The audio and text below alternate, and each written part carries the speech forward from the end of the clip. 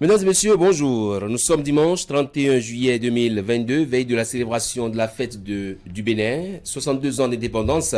Les Béninois qui renouent avec la célébration de cette fête, un défilé militaire prévu sur le boulevard de la Marina, entièrement relooké.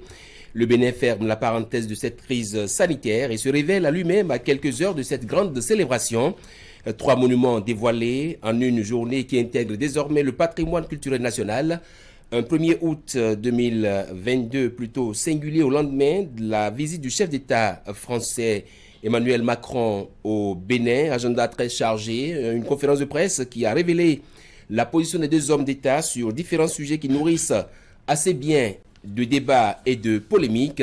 Analyse de propos sur votre émission Zone Franche de ce dimanche qui reçoit pour vous un député de l'Union progressiste, président de la commission des lois au Parlement, Orden Aladati. Bonjour. Bonjour. Bienvenue. Merci. Avec l'invité de votre émission, nous passerons également en revue les premières heures de la présidence Djogouinou et les réaménagements qui sont intervenus à l'Union progressiste. Est-ce la thérapie pour se maintenir en pole position à quelques mois des législatives du 8 janvier 2023? Bonjour. Herman Niamboussou, bonjour.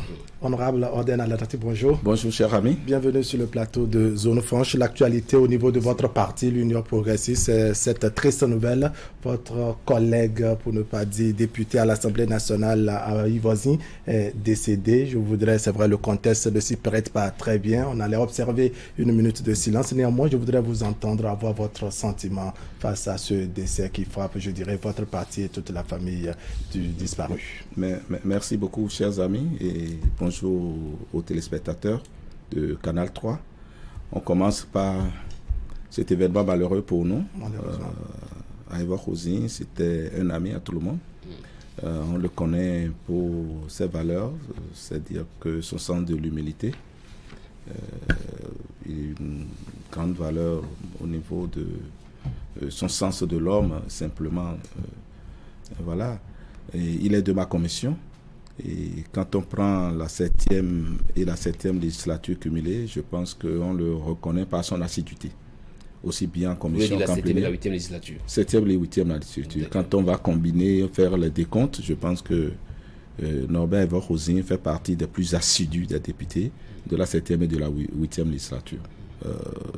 Son décès nous surprend et que son âme repose en paix.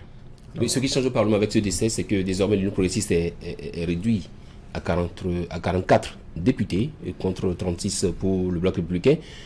Dites-nous comment est-ce que vous vous sentez là, parce que le changement, le Parlement change en termes de changement numérique. Non, bon, ça, en termes politiques, ça n'a pas d'influence majeure sur la vie. Nous perdons un ami. À l'appel, Aïva Khouzi ne sera pas là. C'est ça le plus douloureux pour nous. Quant aux autres abcès, c'est pas déterminant. L'Union progressiste demeure la première force du Parlement et le fait qu'un de ses membres ne soit plus ne change pas ces rapports-là. Vous êtes désormais à 80 députés au Parlement. Est-ce que vous envisagez un peu relire les tests pour que désormais on puisse avoir un suppléant au Parlement Non, les tests actuels prévoient, c'est-à-dire qu'il y a une certaine quantité de personnes. Quand ils ne sont pas là, on peut procéder à des élections partielles, mais nous ne sommes pas dans ce cas de figure. Je crois que la législature ira à son terme et puis voilà, la démocratie suit son cours. D'accord. Est-ce que ce n'est pas de nature, je dirais, à influencer un peu, même au niveau de votre commission, la quantité numérique? Est-ce que ça ne va pas faire appel à une révision des tests à ce niveau? Peut-être. Non, je ne crois pas. C'est le nombre des membres de la commission des lois, moins une personne. Ouais. Je ne dirais pas que c'est rien, c'est beaucoup. Nous perdons quelqu'un, ce n'est jamais souhaité, mais ça n'influera pas fondamentalement. C'est-à-dire que quand on va sonner la présence des députés, on ne le verra plus jamais là, présent à presque toutes nos séances, aussi bien en commission qu'en plénière. Ouais.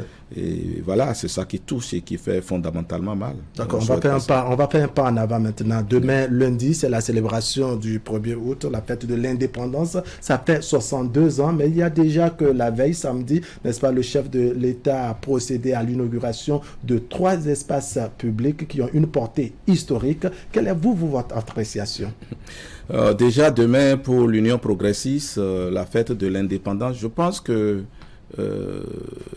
ça sonnait le début du processus pour l'indépendance du pays, le 1er août.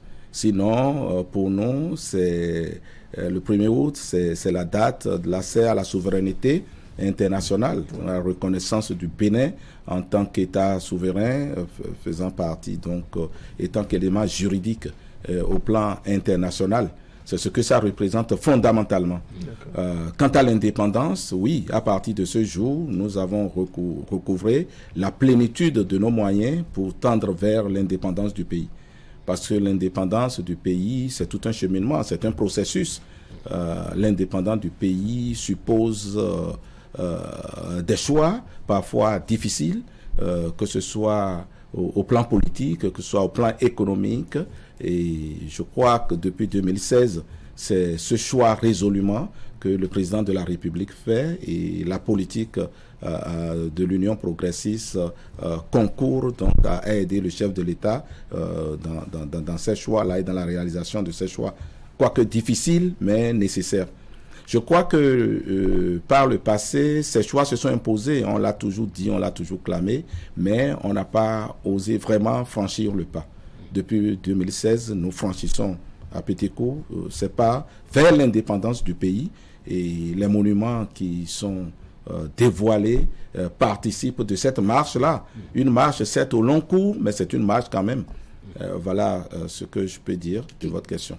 Qu'est-ce qui au fond, dans les discours qui ont été prononcés, on a entendu le ministre Abimbola de la Culture, du Tourisme, et le chef de l'État lui-même au cours de dévoilement de ces 3 monuments. Ouais. Qu'est-ce qui, au fond, vous a marqué, vous a frappé dans les discours que vous avez entendus?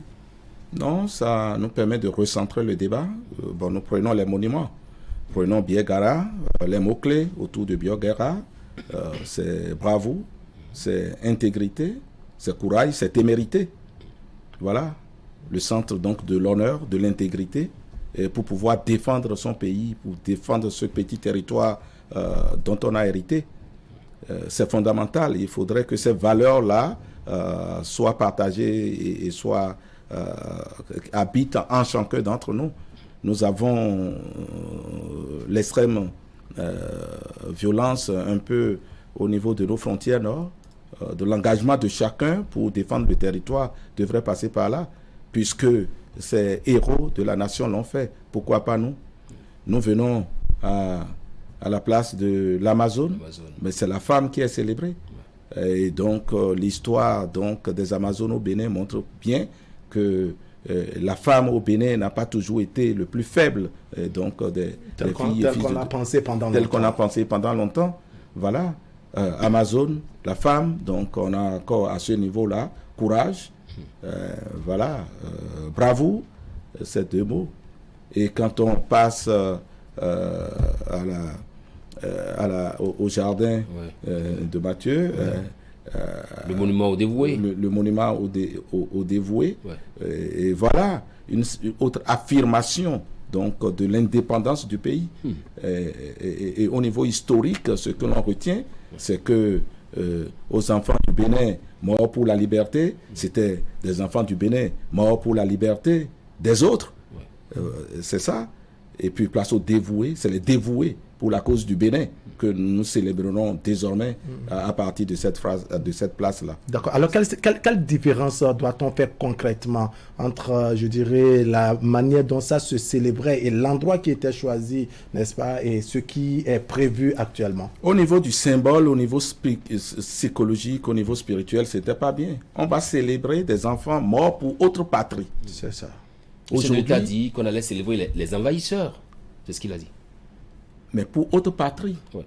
Cette autre patrie, c'est qui? C'est ceux qui nous ont envahis. Ouais. C'est ceux qui nous ont colonisés. C'est de ça qu'il est question. Et nous allons déposer donc des gerbes. Et ceux qui sont morts pour le pays, nous n'avons pas appris à les célébrer. Ceux qui ont fait de grandes choses pour notre pays, nous n'avons pas appris à les célébrer. Donc à travers ces 3 monuments, c'est ce que vous voyez. Apprendre à révéler nos valeurs, ce qu'on a de plus grand en nous, que l'on puisse les sortir de l'ombre et les révéler à nous-mêmes et à l'extérieur. C'est ce qui a été dit dans les discours. On vous a vu Ordena la Dati, on vous a vu au dévoilement du monument des Amazones. Oui, tout à fait. Pourquoi avez-vous choisi d'être là plutôt que d'être à tous les endroits à la fois? Ouais, bon, j'aurais bien voulu être à tous les endroits. C'est pour question de discipline, de protocole, que je me suis retrouvé à la place des Amazones. Vous avez ressenti les quoi? Les présidents des institutions ont été à toutes les stations. Et puis, en tout cas, pour ce qui concerne les députés, c'est ce que je sais, les députés ont été dispatchés sur les différentes stations. Certains étaient à la place Bioguerra, d'autres à la place des Amazones et d'autres encore au niveau du monument. Voilà. D'accord. Autre actualité, hein, c'est la visite au Bénin du président français Emmanuel Macron. Chacun a son commentaire, n'est-ce pas, sur cette visite au Bénin ici. Quelle est votre appréciation? Quelle lecture faites-vous de cette visite du président français au Bénin? Le mot fort qui nous vient à l'Union progressiste, c'est normalité dans les choses, dans les relations avec les autres. Tout va bien, sinon très bien entre le Bénin et la France. Bon, je ne dis même pas ça. C'est que les relations au niveau diplomatique, c'est quand même au beau-fils comparativement à ce que certains ont pu faire fuir et ont pu faire écrit à travers les réseaux sociaux surtout et autres. Quand vous dites certains, vous faites allusion à qui? Non, ma personne, au débat ambiant, à ce qui s'est dit, à ce qui s'est écrit. Vous avez dit débat, donc je fais allusion à ces débats-là qu'on a suivis. Et puis voilà. Donc je dis normalité, le président Macron reçu au palais de la République. C'est ce qui est normal. On a toujours cru, et ça a choqué certains de ne pas voir le président Patrice Talon aller accueillir le président Macron déjà à l'aéroport et tout. Ce qui est normal, c'est que le visiteur vienne au palais rencontrer. Voilà, c'est normal. Et vous avez vu ce mercredi le Conseil des ministres se dérouler normalement, tel que même pendant le Covid, les activités du pays, la République a tourné normalement. Donc, normalité, respect, souveraineté, indépendance, nous avons dit. Mais voilà, c'est ce qui me frappe le plus dans cette visite. Et puis après, donc, que le Bénin est respecté et considéré, et que la France demeure un partenaire, un ami du Bénin. Nous avons une longue histoire à partager ensemble. Et voilà ce qui nous enchante. Est-ce que la visite au Bénin de Macron vient un peu déjouer les pronostics? Vous l'avez dit, sur les réseaux sociaux, on a pensé que les relations entre le Bénin et la France n'étaient pas au beau fixe, et que le Bénin était mauvais élève. Élève, vous avez dit de quoi, de qui? C'est ce qui se dit sur la toile. Mauvais élève de quoi et de qui? En termes de démocratie. Nous avons dit indépendance. Ah, vous avez parlé de démocratie. Oui. Parce que le Bénin ne serait plus en démocratie. Vous ne croyez pas ça? Non, nous sommes bien en démocratie. Seulement que nous avons hérité d'un modèle de la conférence nationale qui a montré ses limites. Au niveau du système partisan, au niveau de la gestion socio-économique du pays, on a fait le bilan. C'est pourquoi d'ailleurs, chaque fois, les intellectuels du pays ont toujours dit à la conférence nationale, nous avons réglé que les problèmes politiques, que nous ne sommes pas allés donc, dans la résolution des problèmes de développement des problèmes économiques du pays. C'est qu'en réalité, nous avons hérité d'un modèle débridé. 278 partis politiques en 2018. Ce n'était pas tenable. Le mode de gouvernance du pays fait de corruption à grande échelle, les choix, les errements, les tâtonnements, voilà, il fallait rendre plus efficace notre démocratie. Donc nous restons dans le modèle démocratique. Je ne suis pas d'accord avec ceux qui pensent que pour développer le continent, pour développer le Bénin, qu'il faille tourner dos à la démocratie. Il faut rester dans la démocratie, mais inventer un modèle qui soit au goût de nos aspirations et de notre aspiration vers le mieux-être de tous. Lequel modèle n'est pas bien perçu par les opposants? Est-ce que vous comprenez alors que Patrice Talon soit... Le problème, j'ai parlé de choix. J'ai parlé de choix difficiles. Oui. L'indépendance du pays nécessite donc des réformes politiques majeures qu'il faut oser faire. Quand, avant le président Patrice Talon, d'autres chefs d'État ici ont parlé de refondation, par exemple. Ils parlaient de quoi? Ils parlaient de la revue de ce modèle-là. Mais on n'a pas su le faire, au fait. on n'a pas toujours eu le courage, collectivement, d'aborder ces questions qui nous ont toujours retardés. Et c'est ces choix-là que le gouvernement fait, et c'est cette offre politique qu'accompagne l'Union progressiste. Et nous le faisons à travers des actions, nous le faisons à travers des stratégies, et cette offre politique pour qu'à travers des actions, nous puissions agir sur tous les plans qui puissent asseoir l'indépendance véritable du pays, oui, en matière d'accès à l'eau potable, en matière d'accès à l'énergie, en matière d'accès aux infrastructures et tout. C'est ça l'indépendance d'un pays. Ne pas dépendre des autres pour des questions énergétiques. On ne peut pas continuer comme ça. Nous n'avons jamais été indépendants de ce point de vue. Que nous soyons à moins de 40% de couverture en eau potable sur toute l'étendue du territoire, 60 ans après les indépendances, ce n'était pas normal. Il fallait évoluer, faire des pas, faire des choix difficiles. Ouais. Et c'est ça le quiproquo. Ces choix-là, il faut le faire.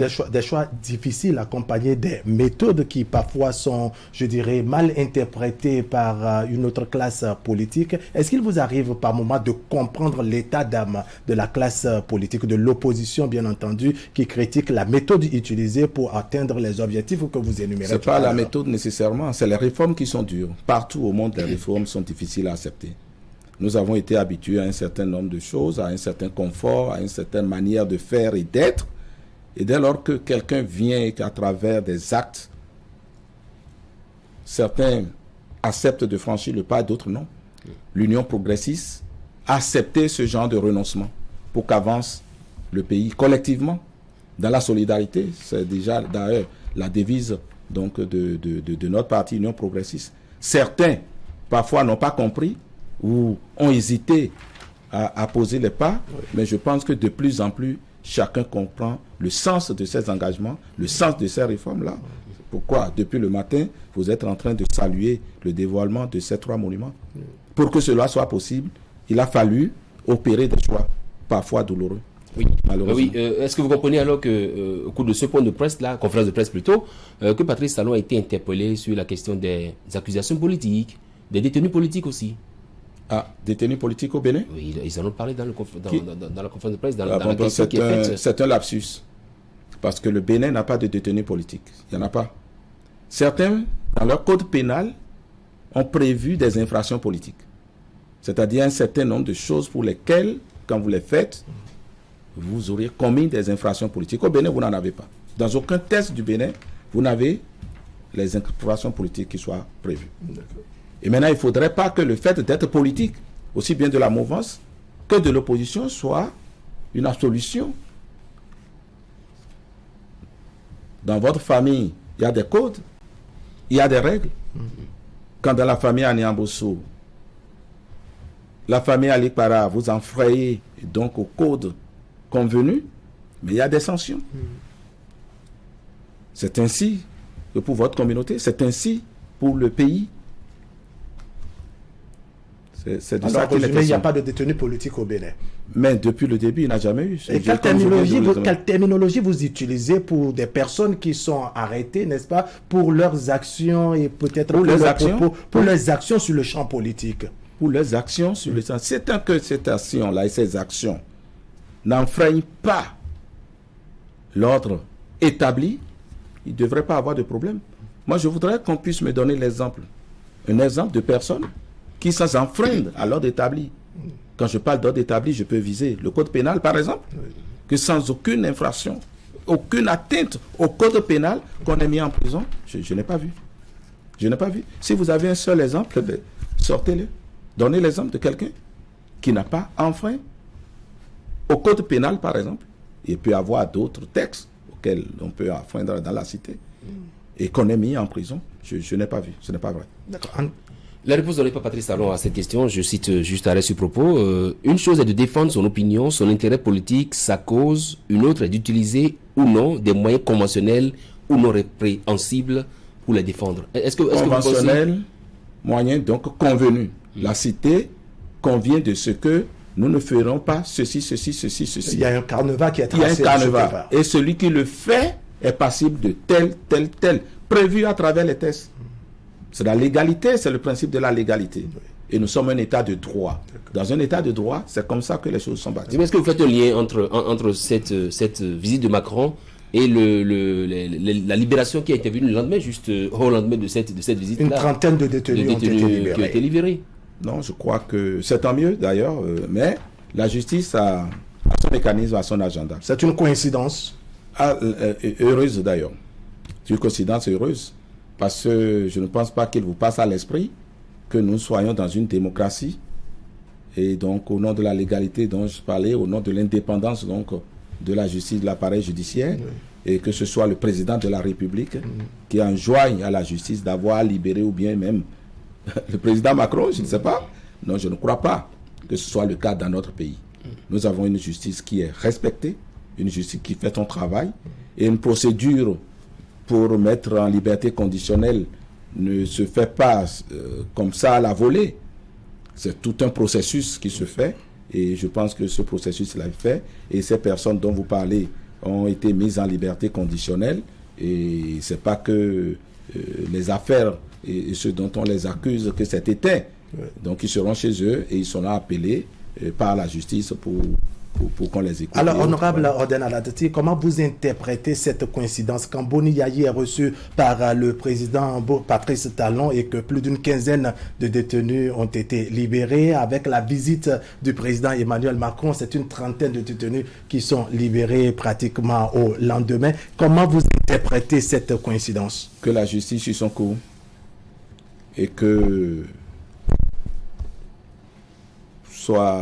nous saluons que la justice soit en train de suivre son cours et que ce qui est prévu par les textes de la République soit en train d'être respecté. Je crois que la liberté conditionnelle est prévue par nos textes dans des conditions prévues par les textes. Si ces conditions sont remplies, il n'appartient pas au président de la République, mais il appartient donc à l'organisation judiciaire, à la machine judiciaire d'apprécier et de mettre en branle les mécanismes. Vous ne sentez donc pas qu'à aucun moment le chef de l'État ait fait interférence ou a fait preuve de flexibilité à l'effet peut-être de faciliter cette libération? In fine, c'est la justice qui a fait son travail. Dans l'autre, c'est la justice. Honorable, l'autre sujet abordé au cours de la conférence de presse, c'est également la question de l'insécurité. Est-ce que vous avez senti vraiment la France engagée aux côtés du Bénin quand on parle par exemple de fourniture de moyens, de possibilités pour la France d'aider le Bénin à combattre la montée? Nous faisons des efforts, nous avons dit indépendance, le Bénin fait d'énormes efforts. Ouais. Vous avez vu le budget de 2022 qui a été voté à l'Assemblée nationale, prévu par le gouvernement, a prévu vraiment une dotation forte pour faire face à ce qui nous arrive dans le sous-continent. Alors, cela dit, on a besoin aussi des autres. Et le président Macron s'est engagé à un certain nombre de choses.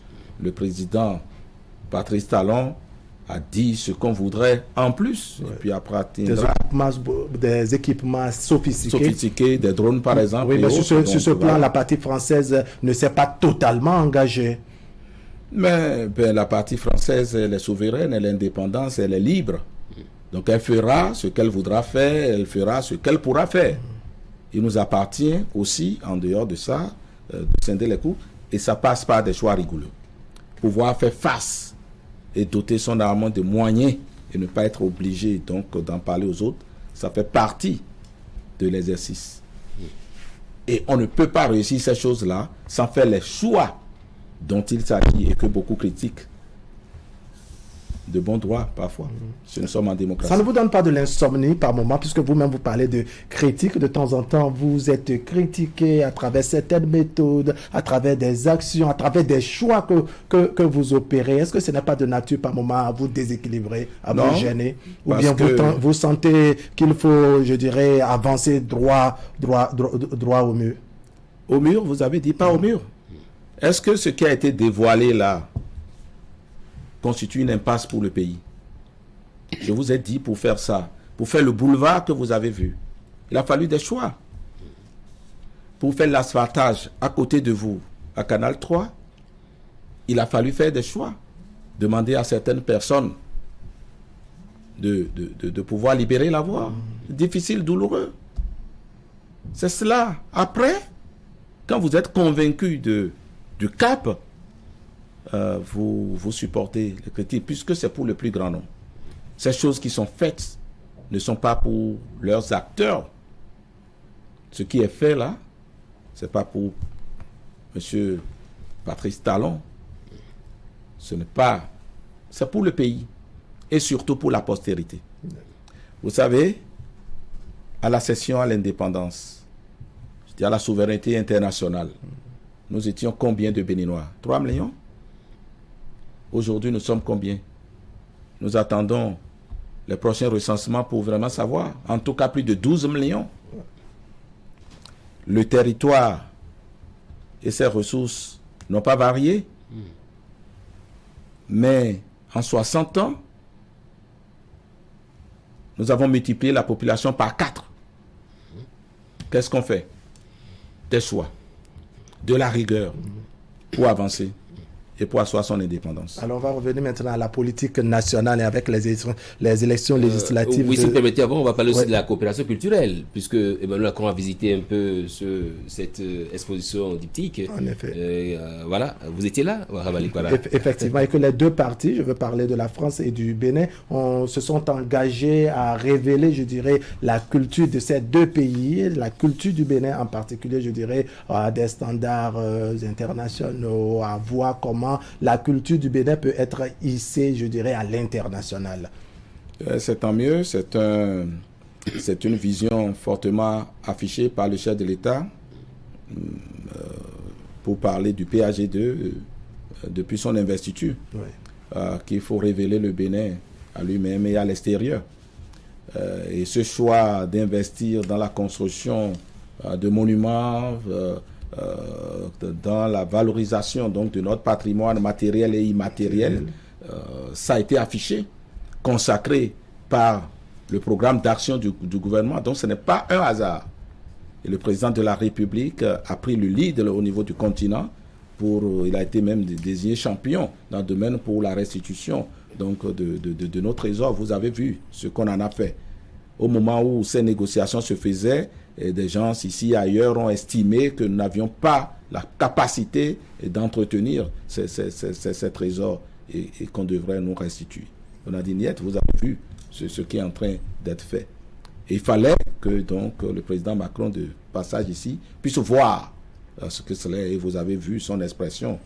Voilà, je ne suis pas psychologue, mais nous avons pu tous apprécier cela.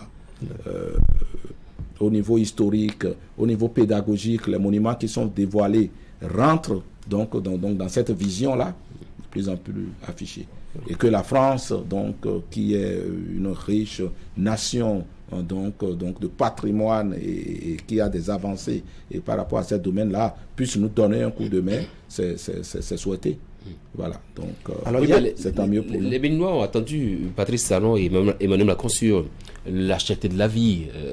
Est-ce que vous aussi vous les avez attendus sur ce sujet-là, à savoir avec le conflit entre l'Ukraine et la Russie? Comment la France peut-elle aider le Bénin à s'en sortir? Est-ce que vous avez eu des informations sur ça? Mais je ne comprends pas. Le président Macron est confronté à la cherté de la vie chez lui. D'accord? Et c'est pas facile. Vous savez que la guerre en Ukraine est en train de désintégrer toutes les économies du monde. Le Bénin, tant mieux, vaille que vaille, s'en sort. Mais des choses n'a pas été sans affecter les efforts qui sont faits au Bénin.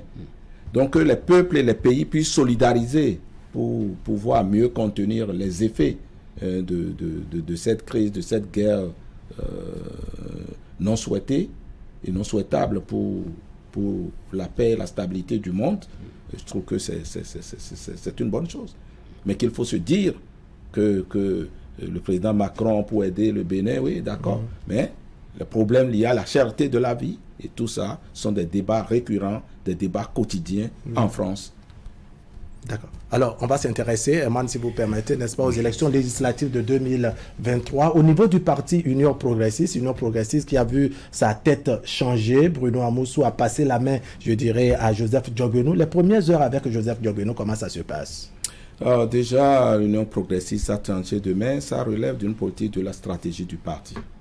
Le parti s'est trouvé dans son plan d'action.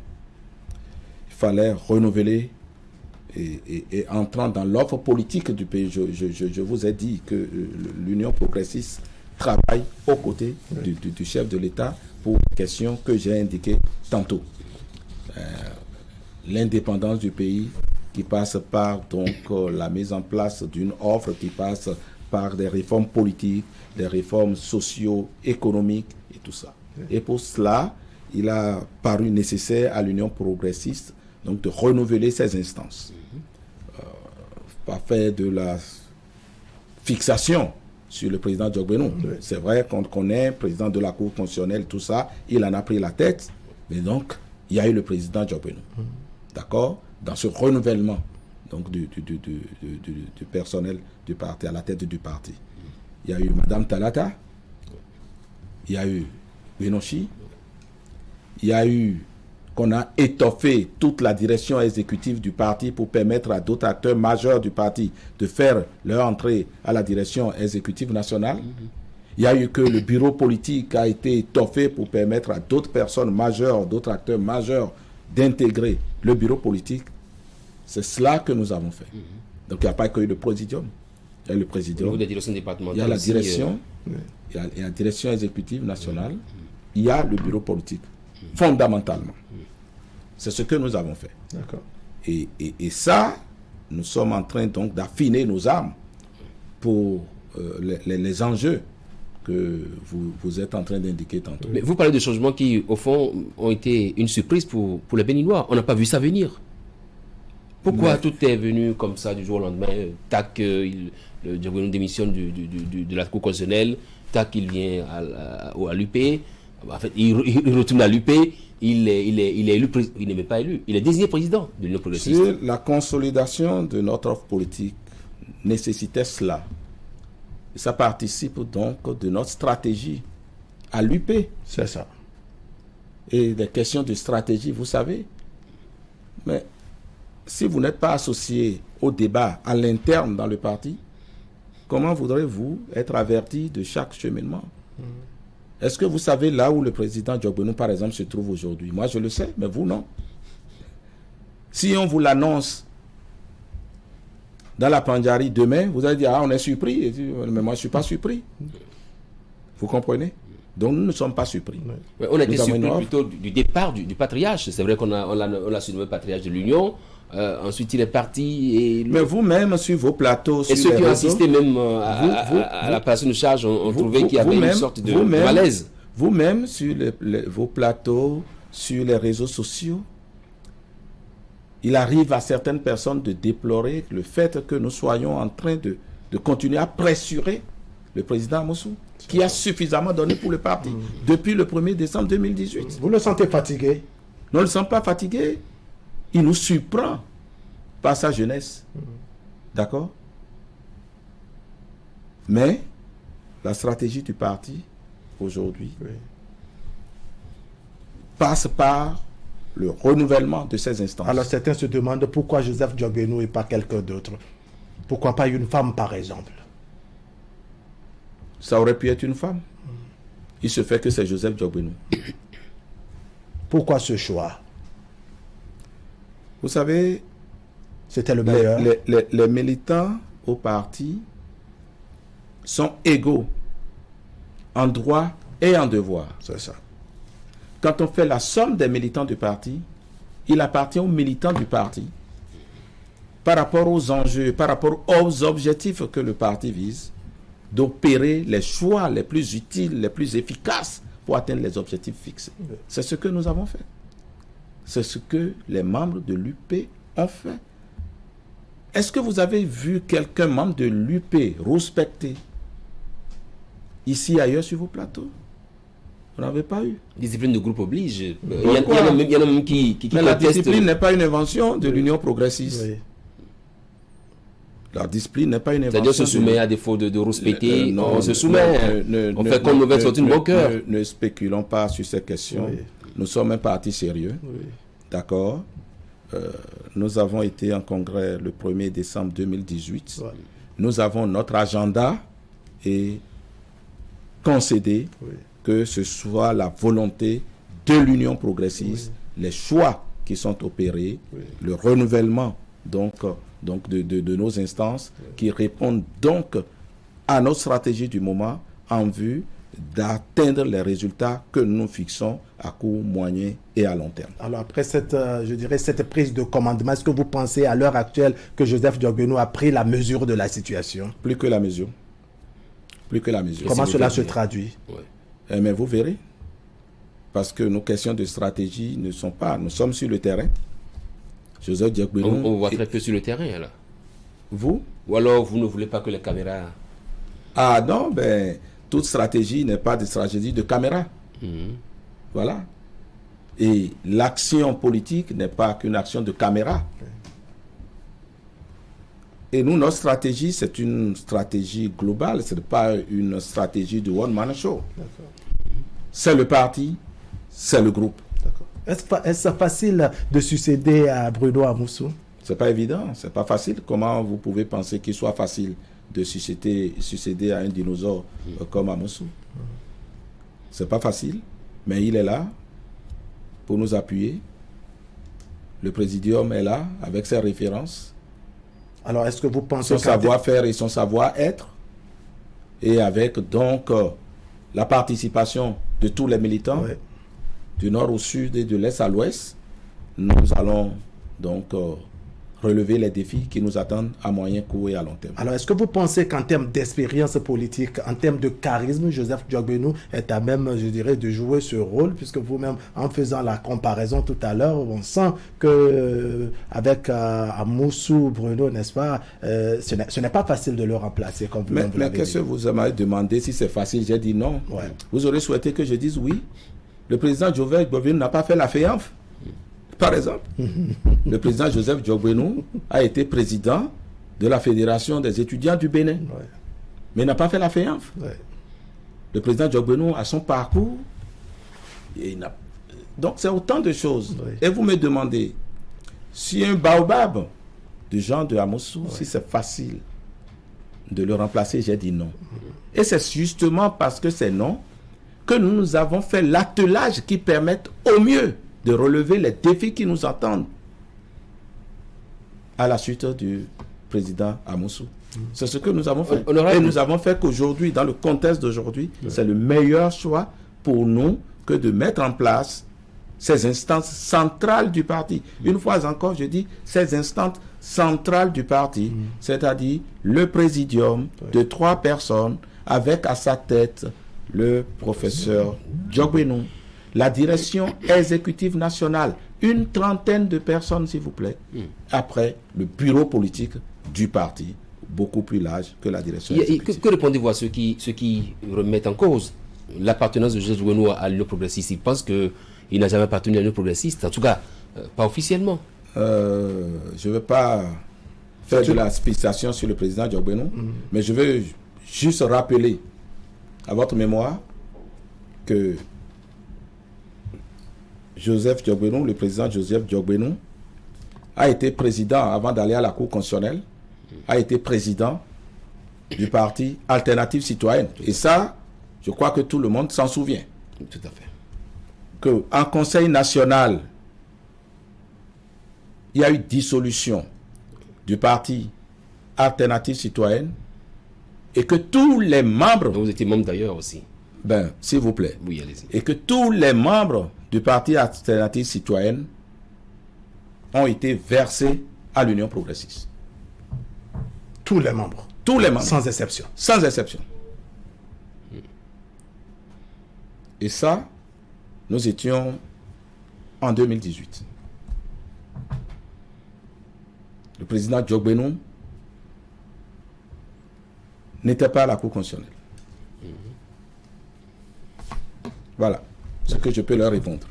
Alors, on va parler des enjeux des élections de 2023 pour le parti Union progressiste. Pour l'instant, c'est la première force politique, en termes de nombre numérique à l'Assemblée nationale, en termes d'élus au niveau des mairies également. Et en termes d'assises dans le pays. En tout aussi, cas, quand on est champion, se maintenir champion, ce n'est pas facile. Comment le parti Union progressiste travaille à l'effet, n'est-ce pas, de se maintenir à cette même place pour les élections à venir? Par tout ce que vous voyez.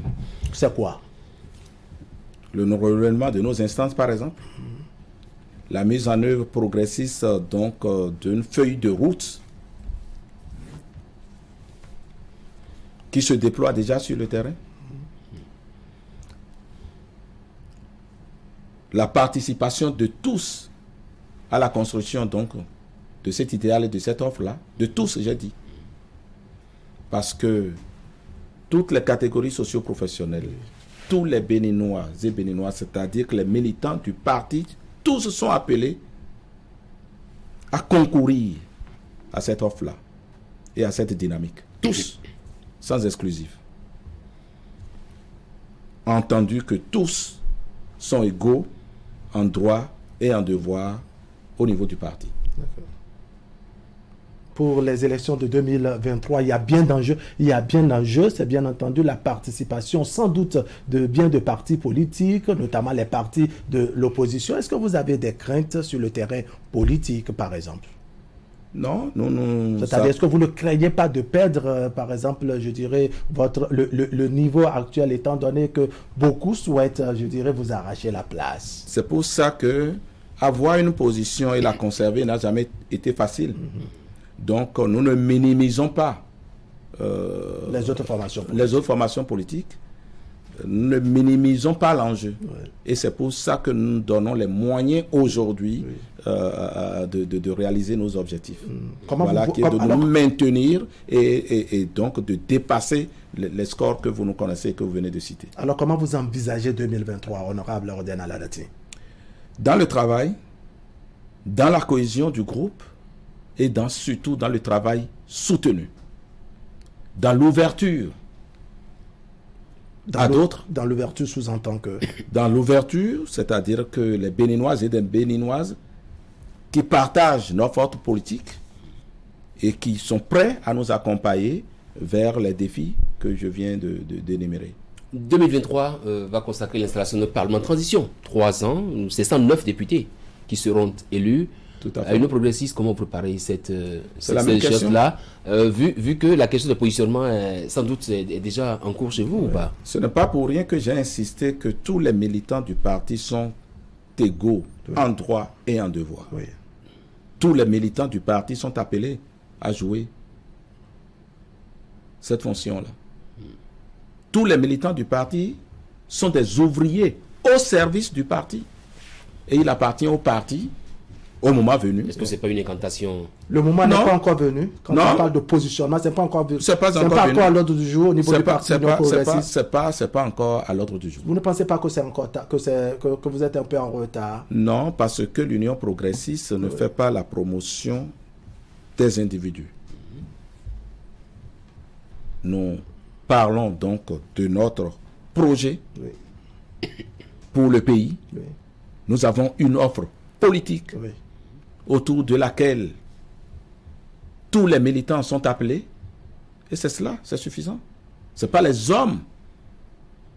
Naturellement que l'offre, sa diffusion, c'est à travers des hommes, mais c'est ensemble que nous le faisons dans la cohésion. Est-ce que vous comprenez cette réticence à peine voilée des députés actuels qui se demandent si, en fait, ne sachant pas s'ils seront sur la liste, on se méfie de prendre certaines positions? Je suis député. Vous parlez de qui? Vous parlez de moi là? Je parle de vos collègues députés qui ont du mal à s'exprimer aujourd'hui parce qu'ils se demandent s'ils seront sur la liste. Mais moi, je suis député actuel. Vous avez des craintes? Je suis député actuel. Et nous sommes tous sensibilisés sur cette question, que nous travaillons pour notre parti. Oui. Et c'est ça qu'il faut appeler. C'est vrai que chacun peut se mirer à travers tout ce que c'est, mais c'est d'abord pour le parti que nous travaillons. Nous travaillons pour la promotion de notre offre politique. Parce que les défis du pays sont plus grands que tout cela. Et puis, ce n'est pas simplement à la position de député qu'on peut être promu, qu'on peut servir son pays. Et vous avez dit transition. Nous nous enracinons pour aller loin et très loin. Nous sommes à... Il y aura aujourd'hui, mais il y aura peut-être demain. Honorable, nous sommes à 5 mois du 8 janvier. Pourquoi ne pensez-vous pas qu'il faille aborder ces questions-là en même temps pour pouvoir faire la part des choses et savoir qu'est-ce qui va et qu'est-ce qui ne va pas? Puisque tout à l'heure vous disiez que la question du positionnement n'est pas encore à l'ordre du jour. Mais nous ne craignons pas d'aborder ces questions. Nous nous solidarisons autour de notre offre politique. Et c'est ça l'important. C'est ça la priorité. Vous pensez que votre message n'est pas totalement passé depuis en termes de, je dirais, de diffusion d'offres politiques? Mais comment c'est passé depuis? C'est une œuvre permanente. C'est une quête permanente. Les défis qui nous entendent en termes de sécurité en matière de santé, en termes d'accès à l'eau potable pour nos frères et sœurs, d'accès aux soins de santé. C'est une œuvre titanesque. Surtout que, par le passé, nous avons pu apprécier nos hésitations. Je ne veux pas dire errements, tâtonnements, mais c'est une œuvre gigantesque qui appelle que sont se scindre les coudes pour solidariser, travailler pour le projet.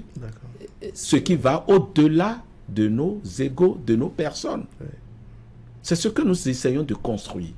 Et je sais qu'à l'Union progressiste, le présidium du parti l'a encore martelé la fois dernière. Et de plus en plus, ce message est entendu par tous les militants. Est-ce que vous ne craignez pas que la question des positionnements soit une patate chaude au maître du président du parti? Je dis, les militants sont des ouvriers au service du parti et du Bénin. Mais qui aspirent aussi à être au Parlement. Naturellement.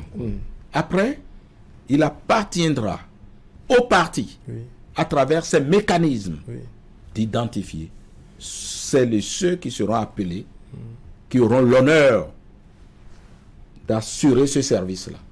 Parce qu'au fait, être député, c'est servi. Alors, ce que nous voulons savoir, honorable Orden Aladati, c'est de savoir si, par exemple, au niveau du parti, un travail a été fait en termes, je dirais, de traçage du carnaval, du profil, du profil type de celui qui peut être député ou positionné au niveau de l'Union progressiste. Mais nous connaissons ça, et d'ailleurs, ce n'est pas pour la première fois que l'Union progressiste va aux élections législatives. D'accord?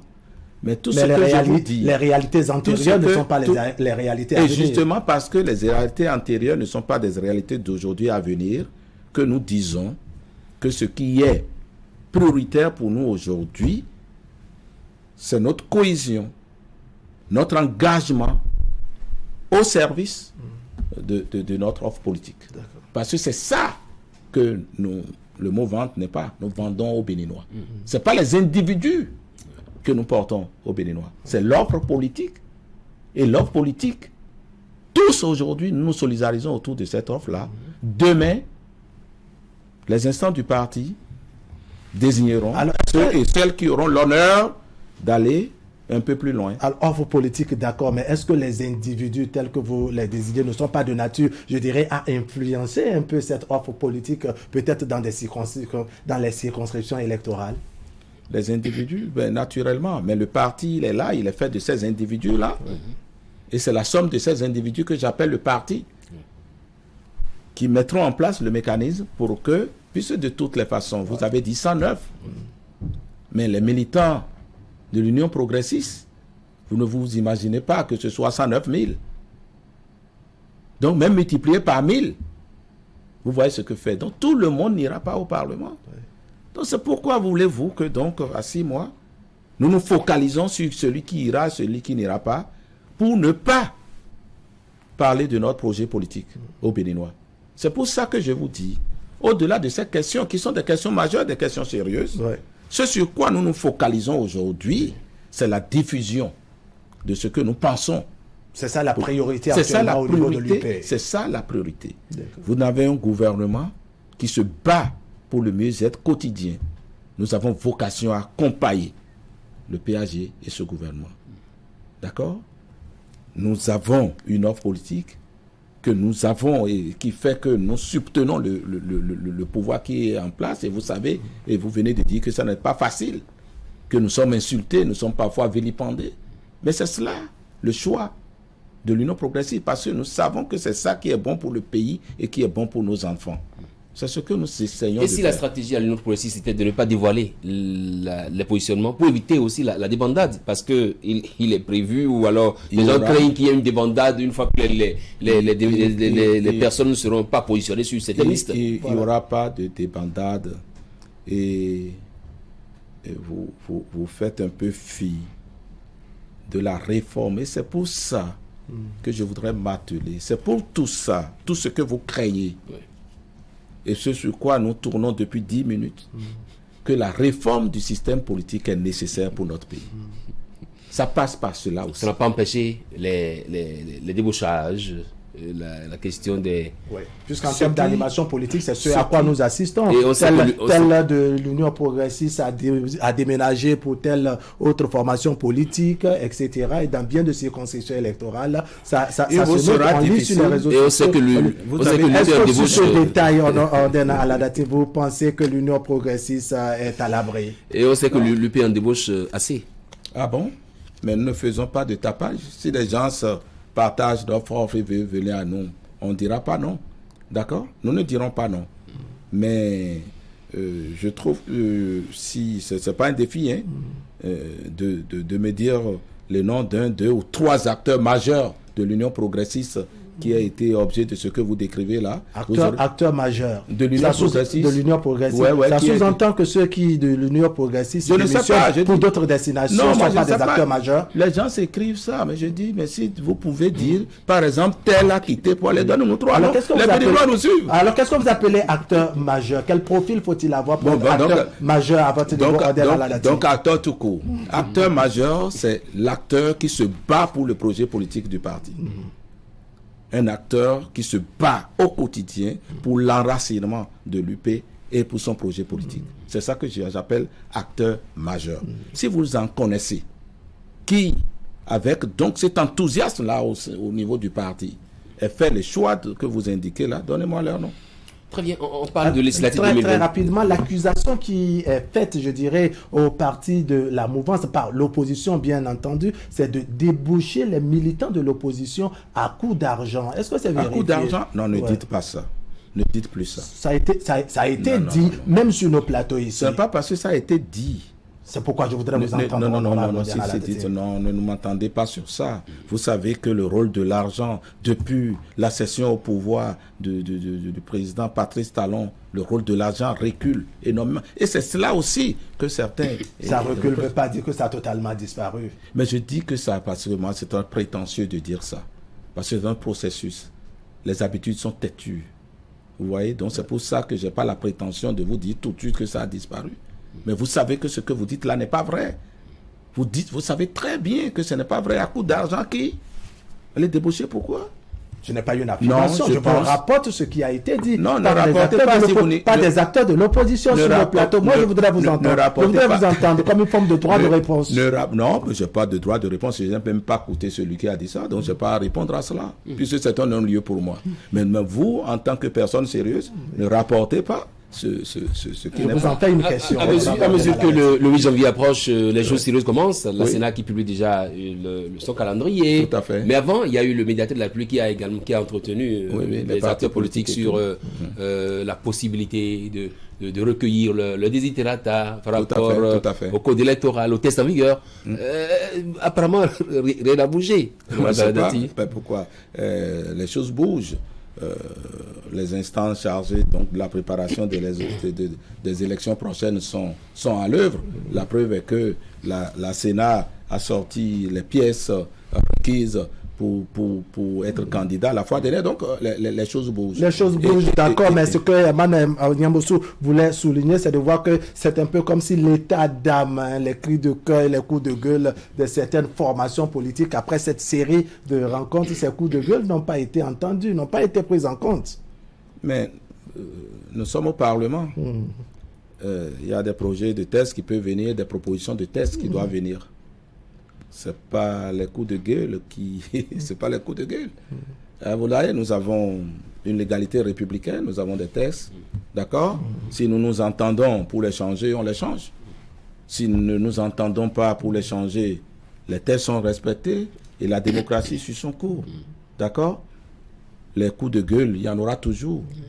Les cris de cœur, il y en aura toujours. Oui. Maintenant, si vous abordez des préoccupations particulières, moi je peux... Sur la question des 10%, par exemple, l'opposition pense qu'il faut revoir ça, et on vous a attendu sur cette... L'UP ne pense pas ça, par exemple. Vous avez dit certains. L'UP est le plus grand parti, par exemple, ne pense pas ça. Et les 10%, ce n'est pas dirigé contre quelqu'un.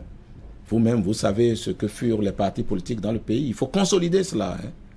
Nous visons donc de grands ensembles donc, sur le pays, et pour que ce ne soit que les grands partis qui aspirent à participer à la dévolution du pouvoir dans notre pays. Il faut consolider, ce n'est pas une mauvaise chose que en 2018, le 1er décembre, par exemple, beaucoup des forces les plus significatives du pays se soient mises ensemble pour créer l'Union progressiste, par exemple. Je ne crois pas que ce soit une mauvaise chose. Et pourquoi voulez-vous que l'on recule?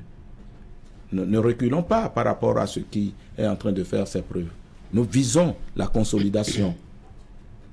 Nous ne voulons pas débrider davantage ce qu'on a. Voilà. Donc je crois que ce n'est pas ce que nous avons dit aux médiateurs, non. Oui, la quête de transparence des prochaines élections. Nous avons dit aux médiateurs de faire en sorte que les formalités administratives soient facilitées pour tout le monde, sans exclusive. Voilà les choses que nous avons eu à dire aux médiateurs. Est-ce que vous étiez sincère en disant ça, en demandant que tout le monde, tous les partis politiques puissent participer librement vous avez vu l'Union progressiste participer. Vous avez déjà vu les acteurs de l'Union progressiste participer à des choses qui ne soient transparentes? S'il y en a des militants qui l'ont fait, donc ils vont en répondre devant la loi. Mais vous n'allez pas demander, vous n'allez pas scier la planche sur laquelle vous êtes confortablement assis, puisque vous êtes comment? C'est-à-dire que vous parlez comme si, là où nous sommes assis, là, que les textes ont été taillés à la mesure de notre siège. Non, nous avons pris la mesure des textes pour nous asseoir là où nous sommes. Confortablement. Mais je veux dire que nous avons pris la mesure des tests, ce qui nous a permis d'aller là où nous sommes. Ce n'est pas le contraire. Parce que quand j'écoute nos concitoyens, parfois, j'ai l'impression que donc l'Union progressiste, donc le Baobab, a taillé les tests à sa dimension. Mais non. Lorsqu'on faisait la charte des partis politiques, moi, j'étais alternative citoyenne. Mais j'ai vu que ces tests-là, en tant qu'alternative citoyenne, ce n'était pas possible. C'est ainsi que certains ont fait le constat au niveau donc de leur ensemble étriqué, régionaliste, de leur parti, parfois de quartier, parfois même des mouvements. Et nous nous sommes mis ensemble pour créer le Baobab. C'est ce que nous avons fait. Maintenant, ce que vous nous demandez, ce que je comprends, vous dites que donc après avoir fait tous ces efforts, donc de prendre des mesures pour fragmenter encore ce que nous sommes en train de réaliser et qui n'est pas facile. Pour fragiliser.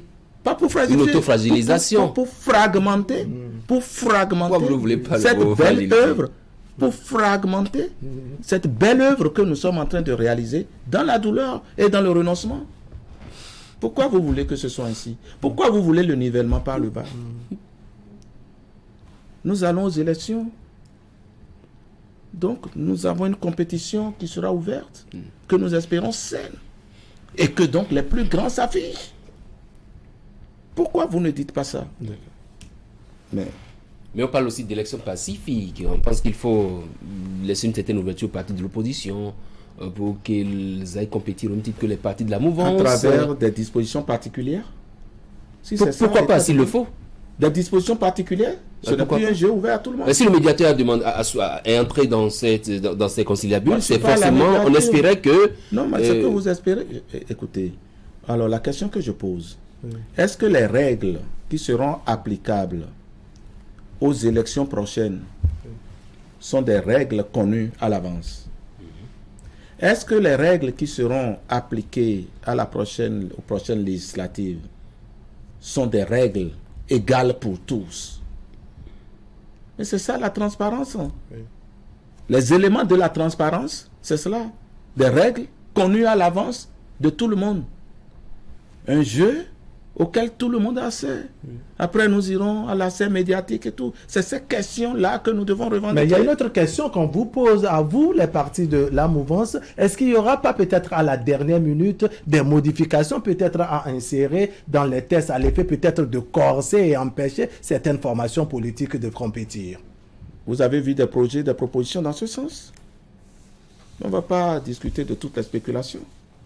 Si par exemple une proposition de test ou un projet de test vient à l'Assemblée nationale dans ce sens, nous sommes prêts à en discuter. Mais tant que vous n'en avez pas eu, passons. Alors, quelle est votre collaboration? Je veux parler de la collaboration de l'Union progressiste avec le bloc républicain, par exemple, à l'Assemblée nationale. Nous participons à la même mouvance présidentielle. Nous sommes des partis différents, chacun a son organisation, chacun a son projet de société, chacun a son idéal politique, chacun a ses instances. Mais nous participons tous avec d'autres partis en dehors du Parlement. Nous concourons donc à la réalisation donc, de l'action du gouvernement. Et à ce titre-là, nous avons un chef. D'accord. J'aimerais vous entendre sur cette question-là rapidement. On est à la fin de l'émission. Cette formalisation du cadre de concertation entre le président des D6 et les anciens présidents, ça fait fureur en temps. Non, je ne sais pas de quoi vous parlez. Il y en a qui ont estimé qu'il ne fallait pas formaliser par une loi, mais qu'il faut plutôt le président de la République en exercice et puis ses prédécesseurs. Mais pourquoi pas? C'est-à-dire que si des choses se font et qui sont bien, si nous les gravons dans du marbre, c'est mieux. C'est-à-dire que si c'est une bonne expérience là, il faut institutionnaliser cela. À moins que vous ne pensiez que ce soit une bonne chose. Si ce n'est pas bon, il ne faut pas. Mais moi, je crois que c'est bon et que même en institutionnalisant, ça fait parce qu'il faut qu'on ait des personnes respectées dans le pays. Il y a des personnes à qui l'on fait recours quand ça va mal. Et de plus en plus, au niveau moral, vous avez tous regretté ici aussi qu'on n'ait plus ces références-là. Si nous travaillons à construire ces références-là, je trouve que c'est une bonne chose. D'accord. Alors, très rapidement, honorable Orden Aladati, pour la toute dernière élection, c'était donc l'élection présidentielle de 2021. Avec les autres partis de la mouvance, vous êtes allés ensemble, dois-je dire, à ces élections, soutenir pratiquement le même duo. Pour les élections à venir, pour ne pas dire les élections de 2023, chacun va pour défendre, je dirais, son comme projet. Comme ça a été le cas en 2019. Voilà, pour défendre donc son projet. Comment les choses vont se passer? Comment vous envisagez les choses, puisqu'il y aura tout un mélange, s'il y a bien entendu ouverture? Non, s'il y a ouverture, mais vous avez... Mais pourquoi vous dites s'il y a ouverture? Ne dites pas s'il y a ouverture. Est-ce que les tests empêchent un parti politique d'aller aux élections? Non. Mais c'est la ouverture, c'est à travers les tests, ce n'est pas personne. Ne dites pas ça. Donc, les élections prochaines sont ouvertes à tous. Maintenant, on ne peut forcer personne à se présenter. Nous verrons donc ceux qui vont donc franchir la ligne de départ et nous allons vendre nos projets. Et c'est pour ça que sur tout le long de l'émission, je vous ai parlé de notre offre politique. Nous en avons autour des préoccupations majeures que j'ai indiquées, autour de nos valeurs de solidarité, de partage. C'est ça que nous allons vendre. Et à notre savoir-être que nous travaillons chaque jour à consolider chacun. Nous allons le faire comme ça et chacun viendra sur le marché donc électoral avec son offre et les Béninois, nous départagerons. Votre mot de la fin, honorable Aladati. Nous sommes au terme de l'émission. Le temps passe vite. Mais d'accord, moi je veux dire aux Béninois que notre pays est en construction. Que nous allons célébrer demain la cession de notre pays à la souveraineté internationale. Je voudrais dire au Bénin qu'il nous reste donc de la tâche pour tendre vers l'indépendance véritable du pays. Parce que l'indépendance du pays suppose donc cette fierté que nous sommes en train de recouvrer. L'indépendance du pays suppose aussi parfois et souvent des choix qu'il faut faire pour la postérité. Des décisions difficiles aujourd'hui, mais qui permettent donc aux enfants de mieux s'épanouir dans la cité. Et pour ces choses-là, l'Union progressiste est engagée aux côtés du chef de l'État et s'engage à maintenir le cap. Merci. Merci d'être passé sur Zone Franche. Merci, Wahab Alipara. Merci. Honorable Abdati. Merci. Merci d'être passé par ici. Merci de nous avoir reçus.